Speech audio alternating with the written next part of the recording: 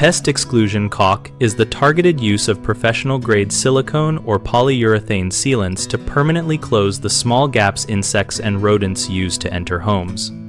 Start by choosing the right material for the specific gap and condition. Use exterior-grade polyurethane or silicone for foundation penetrations because they bond to masonry and remain flexible. And use elastomeric caulk for expansion joints because it stretches with movement without splitting. Prepare the joint by removing old caulk and debris with a stiff brush and a utility scraper, then blow out dust with compressed air or a hand pump. Clean surfaces with isopropyl alcohol where the manufacturer recommends it and allow full drying before application. For gaps wider than 1/4 inch, insert a closed-cell foam backer rod size slightly larger than the gap so the sealant adheres to two sides only and maintains proper joint geometry. Cut the backer rod slightly below the surface to leave room for the caulk bead. Use a high-quality caulk gun with a smooth rod and aim for a continuous bead 2 to 3 times the width of the gap, tooling the bead with a wetted caulk tool or gloved finger within the skin time to force intimate contact and eliminate voids. Pay attention to cure times and temperature limits printed on the tube, because silicone and polyurethane cure by different chemistry, and humidity and low temperature can slow cure dramatically. Do not paint standard silicone unless it is a paintable formulation.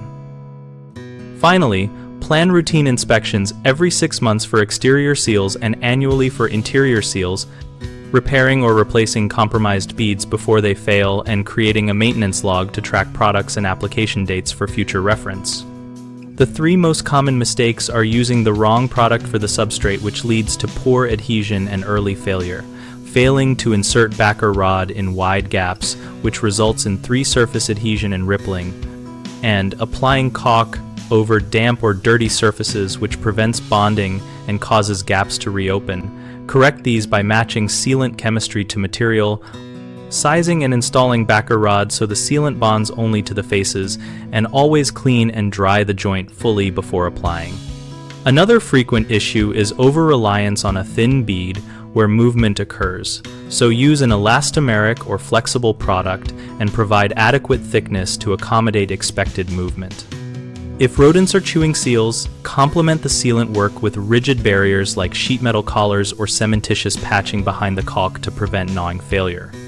We run bighomeprojects.com to help homeowners find local contractors and to help contractors find work related to projects like pest exclusion and sealant upgrades. Our site also hosts a discussion community where we and other members share product experiences, application tips, and contractor referrals so you can get practical advice and local perspectives.